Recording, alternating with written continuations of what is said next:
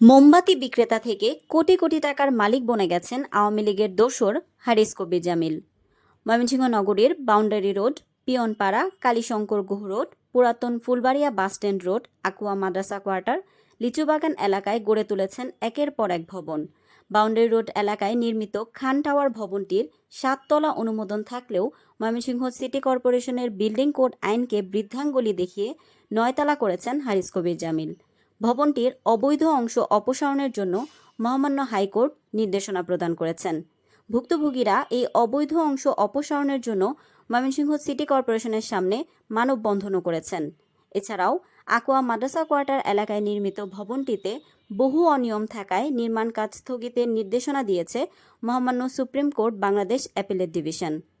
কোন ক্ষমতায় মহামান্য হাইকোর্টের নির্দেশনা অমান্য করছেন হারিস কবির জামিল তা তদন্ত করে আইনের প্রয়োগ নিশ্চিত করার দাবি জানিয়েছেন ভুক্তভোগীরা।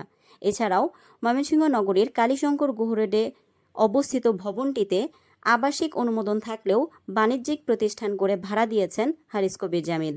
একসময়ের ক্ষুদ্র মোম ব্যবসায়ী থেকে মেডিকেল রিপ্রেজেন্টেটিভের চাকরি করে বর্তমানে ময়মনসিংহ নগরীতে ডেভেলপারের ব্যবসা করে অবৈধভাবে নকশা বহির্ভূত ভবন নির্মাণ করে দুর্নীতির মাধ্যমে কোটি কোটি টাকা হাতিয়ে নিচ্ছেন, ফাঁকি দিচ্ছেন কোটি টাকার আয়কর।